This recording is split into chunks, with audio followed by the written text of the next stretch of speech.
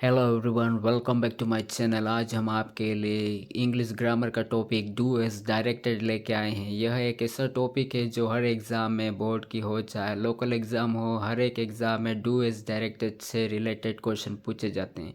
और ये एक ऐसा कॉम्प्लिकेटेड टॉपिक है जहाँ पे बहुत कम लोग इस टाइप के क्वेश्चन को अटेम्प्ट करते हैं और बहुत कम लोग इसको सही कर पाते हैं। आज हम आपके लिए कुछ डू एज डायरेक्टेड से रिलेटेड क्वेश्चन लेके आए हैं दोस्तों, जो हमेशा एग्ज़ाम में आते रहते हैं। ये क्वेश्चन और रिपीट होते हैं। तो अर्धवार्षिक परीक्षा को देखते हुए मैंने कुछ इंपॉर्टेंट क्वेश्चंस जो डू एज डायरेक्टेड से रिलेटेड है आपके सामने प्रस्तुत करने जा रहा हूँ दोस्तों। आगे बढ़ने से पहले चैनल को लाइक और सब्सक्राइब करें ताकि आपको हमारे आने वाले वीडियो के अपडेट मिलते रहे।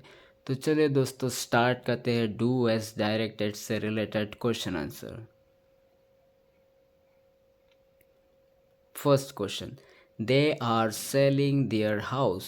वे अपना घर बेच रहे हैं। तो इसको दिया गया है चेंज इनटू प्रेजेंट परफेक्ट। तो इसको प्रेजेंट परफेक्ट में आपको चेंज करना है। ये जो वाक्य है they are selling their house, ये प्रेजेंट कंटिन्यूस टेंस का वाक्य है। आपको इसको चेंज करना है प्रेजेंट परफेक्ट में। हैस और हैव का प्रयोग करके आपको वर्ब का थर्ड फॉर्म लगा के इसको चेंज करना है। तो इसका चेंज होगा present perfect, they have sold their house. तो वे अपना घर बेच चुके हैं। तो यहाँ पे जो सब्जेक्ट है हमने वैसा का वैसा होता रहा। प्रेजेंट परफेक्ट में दे के बाद जो लगेगा हैव और हैज़ का प्रयोग करेंगे। यहाँ पे हैव प्लूरल है तो हमने जो दे भी प्लूरल है तो दे के साथ में हमने हैव लगाया। अगर यहाँ पे ही और शी और ईट रहता तो हम यहाँ पे हैस लगाते। और जो भी ये वर्ब है सेलिंग, इसका थर्ड फॉर्म लगाना है। तो सेलिंग का जो सेल है इसका थर्ड फॉर्म होगा सोल्ड। तो they have sold their house, वे अपना घर बेच चुके हैं। आगे देखेंगे question number 2, they have been living here, they have been playing here since morning. वे सुबह से खेल रहे हैं। तो ये जो वाक्य है इसको आपको चेंज करना है। Change the sentence into past perfect continuous tense.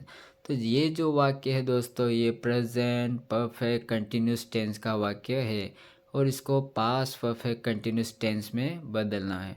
तो पास्ट परफेक्ट कंटिन्यूस टेंस में आपको प्रेजेंट परफेक्ट कंटिन्यूस टेंस के वाक्य बदलने के लिए जो भी है वो और हैस रहेगा उसकी जगह पे आपको हेड लगा देना है।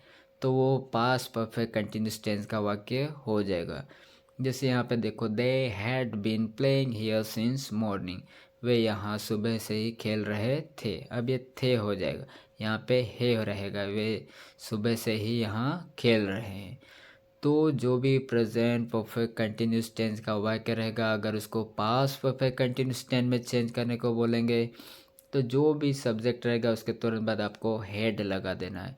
और पूरा का पूरा वाक्य बीन से लेकर लास्ट तक आपको वैसा का वैसा उतारना है। आगे देखेंगे question number 2, he taught English. वह इंग्लिश पढ़ाया। तो change the sentences into present indefinite tense. तो ये जो वाक्य है दोस्तों, ये सिंपल पास्ट टेंस का वाक्य ऊपर वाला, अब इसको बदलना है प्रेजेंट इंडेफिनिट टेंस में बदलना है। सिंपल प्रेजेंट टेंस में बनाएंगे इसको। तो ही टीचर्स इंग्लिश, इसका जो सिंपल पास्ट का जो वाक्य है इसको प्रेजेंट इंडेफिनिट टेंस में बदलने को बोल रहे हैं। तो यह हो जाएगा ही टीचर्स इंग्लिश। फोर्थ देखेंगे, शी स्पीक्स द ट्रूथ। तो वह सच बोलती है। तो चेंज इनटू नेगेटिव। तो नेगेटिव में बदलना है इसको। तो she does not speak the truth. जो भी वाक्य रहेगा सिंपल प्रेजेंट टेंस का जो रहेगा ही शी इट, अगर उसके बाद वर्ब रहेगी तो सिंपल प्रेजेंट टेंस का वाक्य रहेगा, क्योंकि वर्ब का फर्स्ट फॉर्म रहेगा वहाँ पे दोस्तों। तो आपको ही शी इट के साथ में डज नॉट लगाना है। और आई यू वी दे आए तो यहाँ पे डू नॉट लगाना है नेगेटिव में।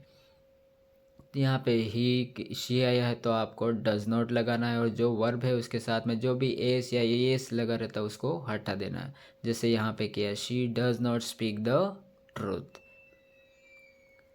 पांचवा वाक्य देखेंगे, he did his work well, उसने अपना काम अच्छा किया।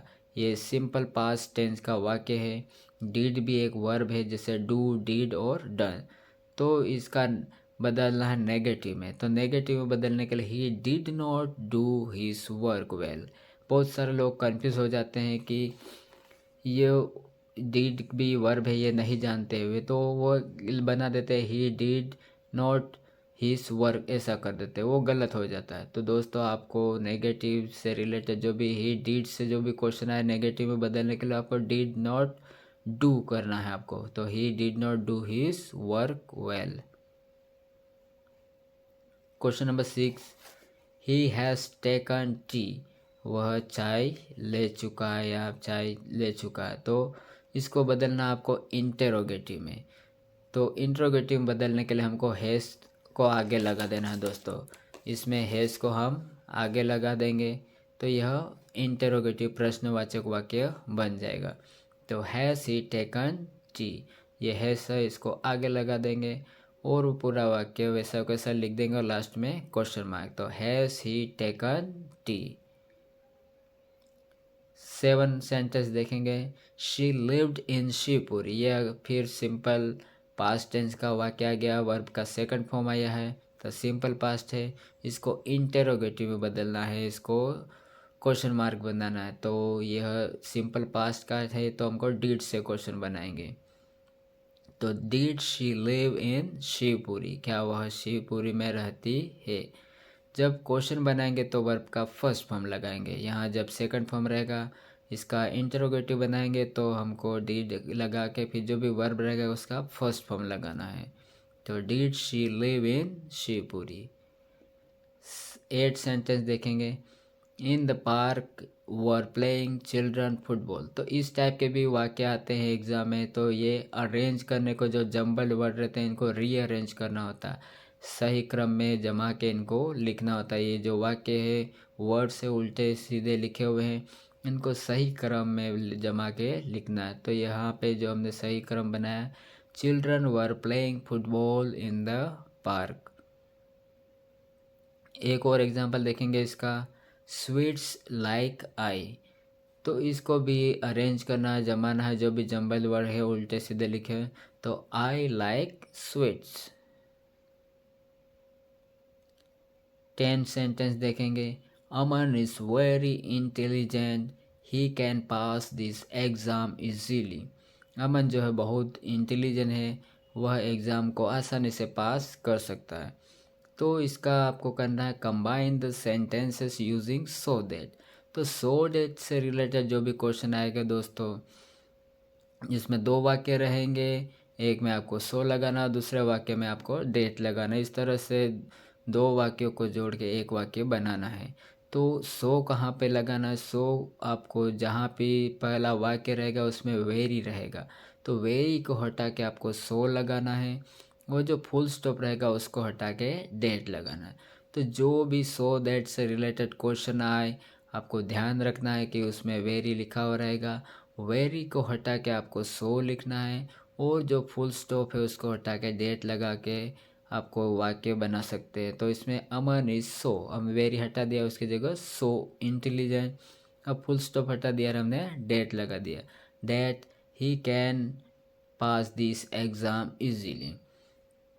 कुछ चेंजेस नहीं करना दोस्तों, खाली वेरी को हटा के सो लगा देना है और फुल स्टॉप को हटा के डेट लगा देना है।